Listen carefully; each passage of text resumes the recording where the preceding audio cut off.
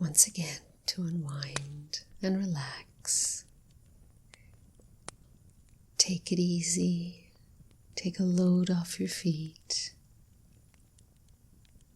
Nothing to do right now but to listen to my voice as I tell you another story.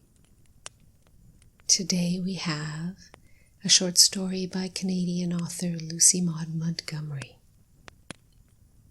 The Man on the Train. When the telegram came from William George, Grandma Sheldon was all alone with Cyrus and Louise. And Cyrus and Louise, aged respectively 12 and 11, were not very much good, Grandma thought, when it came to advising what was to be done. Grandma was all in a flutter, dear, oh dear, as she said. The telegram said that Delia, William George's wife, was seriously ill down at Green Village, and William George wanted Samuel to bring Grandma down immediately. Delia had always thought there was nobody like Grandma when it came to nursing sick folks. But Samuel and his wife were both away, had been away for 2 days, and intended to be away for 5 more. They had driven to Sinclair, 20 miles away, to visit with Mrs. Samuel's folks for a week. "Dear, oh dear, what shall I do?" said Grandma. "Go right to Green Village on the evening train," said Cyrus briskly. "Dear, oh dear, and leave you two alone?" cried Grandma. "Louise and I will do very well until tomorrow," said Cyrus sturdily. "We will send word to Sinclair by today's mail, and Father and Mother will be home by tomorrow night." But I never was on the cars in my life," protested Grandma nervously. I'm so frightened to start alone, and you never know what kind of people you may meet on the train." "You'll be all right, Grandma. I'll drive you to the station, get your ticket, and put you on the train. Then you'll have nothing to do until the train gets to Green Village. I'll send a telegram to Uncle William George to meet you." "I shall break my neck getting off the train," said Grandma pessimistically. But she was wondering at the same time whether she had better take the black valise or the yellow, and whether William George would be likely to have plenty of flaxseed in the house. It was 6 miles to the station, and Cyrus drove Grandma over in time to catch a train that reached Green Village at 9 o'clock. "Dear, oh dear," said Grandma. "What if William George's folks ain't there to meet me? It's all very well, Cyrus, to say that they will be there, but you don't know. And it's all very well to say not to be nervous because everything will be all right. If you were 75 years old and had never set foot on the cars in your life, you'd be nervous too. And you can't be sure that everything will be all right. You never know what sort of people you'll meet on the train. I may get on the wrong train, or lose my ticket, or get carried past Green Village, or get my pocket picked. Well, no, I won't do that, for not 1 cent will I carry with me. You shall take back home all the money you don't need to get my ticket. Then I shall be easier in my mind. Dear, oh dear, if it wasn't that Delia so seriously ill, I wouldn't go 1 step." "Oh, you'll be all right, Grandma," assured Cyrus. He got Grandma's ticket for her, and Grandma tied it up in the corner of her handkerchief. Then the train came in, and Grandma, clinging closely to Cyrus, was put on it. Cyrus found a comfortable seat for her and shook hands cheerily. "Goodbye, Grandma. Don't be frightened. Here's the Weekly Argus. I got it at the store. You may like to look over it." Then Cyrus was gone, and in a minute the station house and platform began to glide away. "Dear, oh dear, what has happened to it?" thought Grandma in dismay. The next moment she exclaimed aloud, "Why, it's us that's moving, not it." Some of the passengers smiled pleasantly at Grandma. She was the variety of old lady at which people do smile pleasantly. A grandma with round pink cheeks, soft brown eyes, and lovely snow-white curls, is a nice person to look at wherever she is found. After a while, Grandma, to her amazement, discovered that she liked riding on the cars. It was not at all the disagreeable experience she had expected it to be. Why, she was just as comfortable as if she were in her own rocking chair at home. And there were such a lot of people to look at, and many of the ladies had such beautiful dresses and hats. After all, the people you met on a train, thought Grandma, are surprisingly like the people you meet off it. If it had not been for wondering how she would get off at Green Village, Grandma would have enjoyed herself thoroughly. 4 or 5 stations farther on, the train halted at a lonely-looking place consisting of the station house and a barn, surrounded by scrub woods and blueberry barrens. One passenger got on, and finding only one vacant seat in the crowded car, sat right down beside Grandma Sheldon. Grandma Sheldon held her breath while she looked him over. Was he a pickpocket? He didn't appear like one, but you can never be sure of the people you meet on the train. Grandma remembered with a sigh of thankfulness that she had no money. Besides, he seemed really very respectable and harmless. He was quietly dressed in a suit of dark blue serge with a black overcoat. He wore his hat well down on his forehead and was clean-shaven. His hair was very black, but his eyes were blue. Nice eyes, Grandma thought. She always felt great confidence in a man who had bright, open blue eyes. Grandpa Sheldon, who had died so long ago, 4 years after their marriage, had bright blue eyes. To be sure, he had fair hair, reflected Grandma. It's real odd to see such black hair with such light blue eyes. Well, he's really nice-looking, and I don't believe there's a mite of harm in him. The early autumn night had now fallen, and Grandma could not amuse herself by watching the scenery. She bethought herself of the paper Cyrus had given her and took it out of her basket. It was an old weekly, a fortnight back. On the first page was a long account of a murder case with scare heads, and into this Grandma plunged eagerly. Sweet old Grandma Sheldon, who would not have harmed a fly and hated to see even a mousetrap set, simply reveled in the newspaper accounts of murders. And the more shocking and cold-blooded they were, the more eagerly did Grandma read of them. This murder story was particularly good from Grandma's point of view. It was full of thrills. A man had been shot down, apparently in cold blood, and his supposed murderer was still at large and had eluded all the efforts of justice to capture him. His name was Mark Hartwell, and he was described as a tall, fair man with full auburn beard and curly, light hair. "What a shocking thing!" said Grandma aloud. Her companion looked at her with a kindly, amused smile. "What is it?" he asked. "Why, this murder at Charlottesville," answered Grandma, forgetting in her excitement that it was not safe to talk to people you meet on the train. "It just makes my blood run cold to read about it. And to think that the man who did it is still around the country somewhere, plotting other murders, I haven't a doubt. What is the good of the police?" "They're dull fellows," agreed the dark man. "But I don't envy that man his conscience," said Grandma solemnly, and somewhat inconsistently, in view of her statement about the other murders that were being plotted. "What must a man feel like who has the blood of a fellow creature on his hands? Depend upon it, his punishment has begun already, caught or not."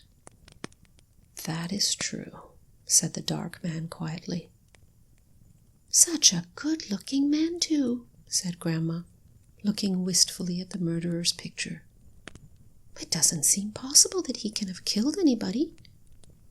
But the paper says there isn't a doubt." "He is probably guilty," said the dark man, "but nothing is known of his provocation. The affair may not have been so cold-blooded as the accounts state. Those newspaper fellows never err on the side of undercoloring." I really think, said Grandma slowly, that I would like to see a murderer. Just one. Whenever I say anything like that, Adelaide is Samuel's wife, looks at me as if she thought there was something wrong about me. And perhaps there is, but I do all the same. When I was a little girl, there was a man in our settlement who was suspected of poisoning his wife. She died very suddenly. I used to look at him with such interest. But it wasn't satisfactory, because you could never be sure whether he was really guilty or not. I never could believe that he was, because he was such a nice man in some ways, and so good and kind to children. I don't believe a man who was bad enough to poison his wife could have any good in him. Perhaps not, agreed the dark man.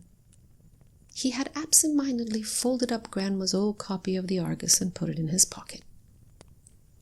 Grandma did not like to ask him for it, although she would have liked to see if there were any more murder stories in it. Besides, just at that moment the conductor came around for tickets. Grandma looked in the basket for her handkerchief.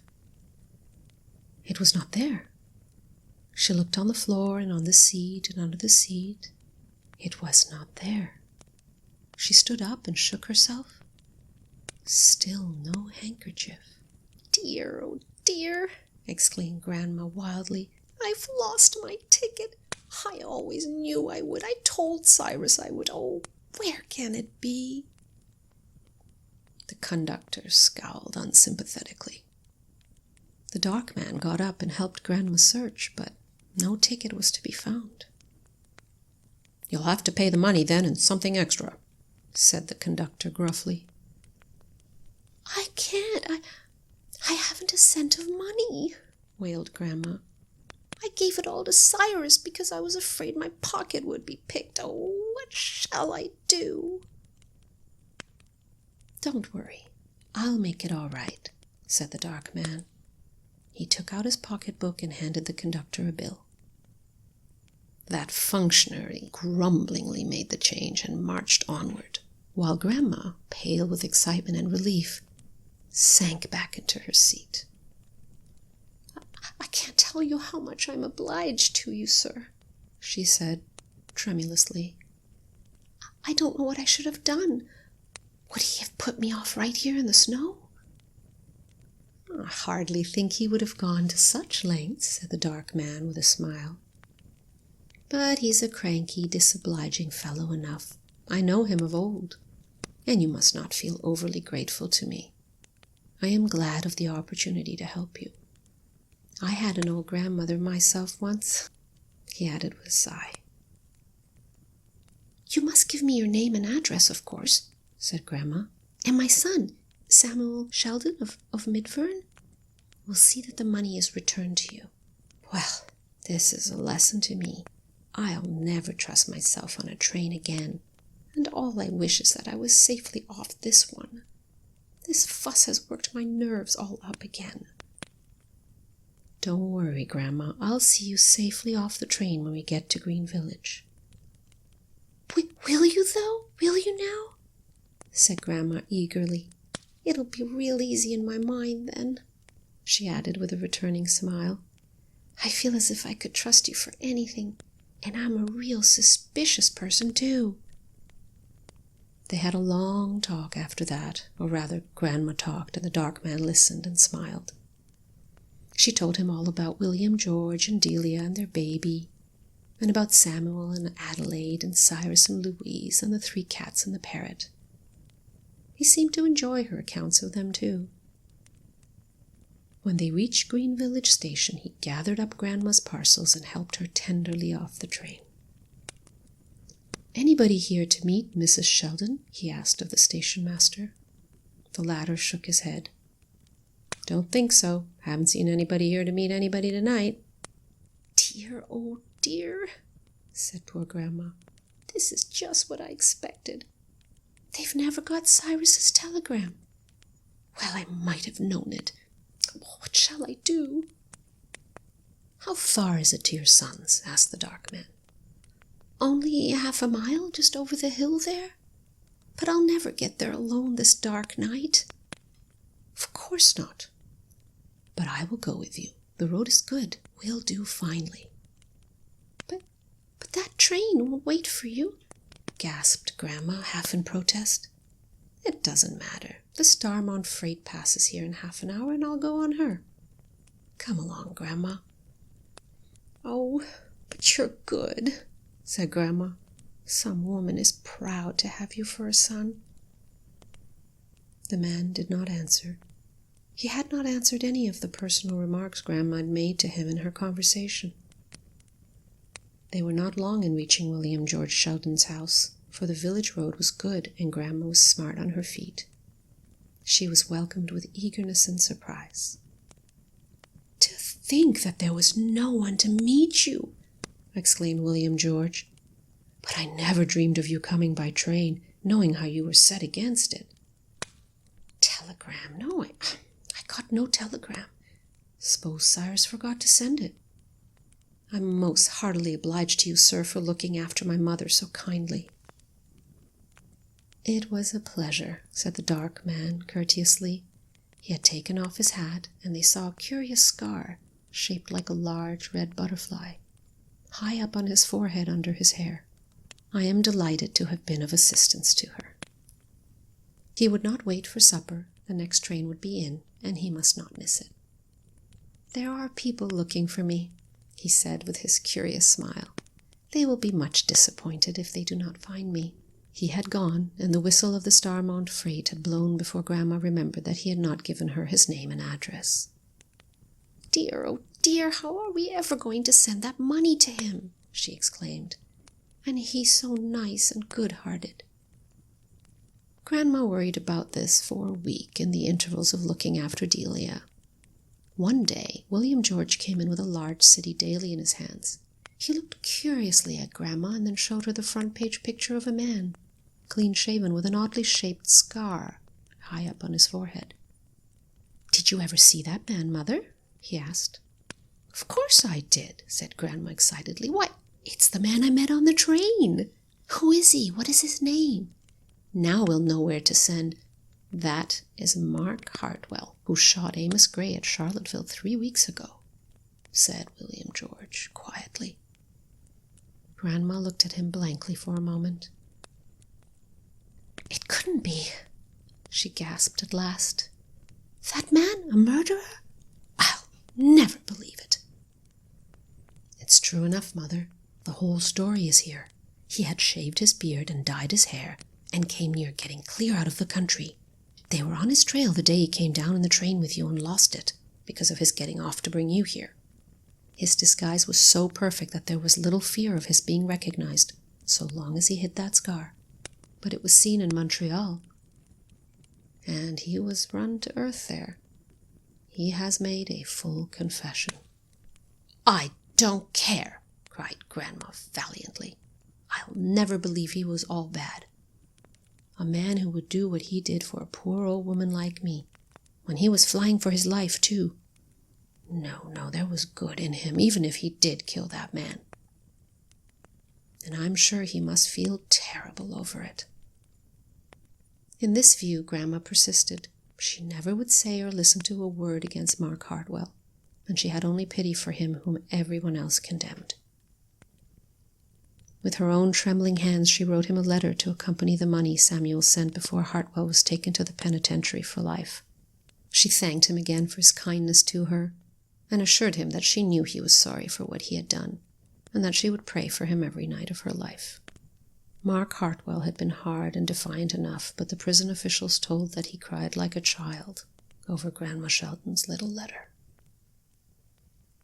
There's nobody all bad, says Grandma when she relates the story. I used to believe a murderer must be, but I know better now. I think of that poor man often and often. He was so kind and gentle to me. He must have been a good boy once. I write him a letter every Christmas, and I send him tracts and papers. He's my own little charity. But I've never been on the cars since, and I never will be again. You never can tell what will happen to you or what sort of people you'll meet if you trust yourself on a train.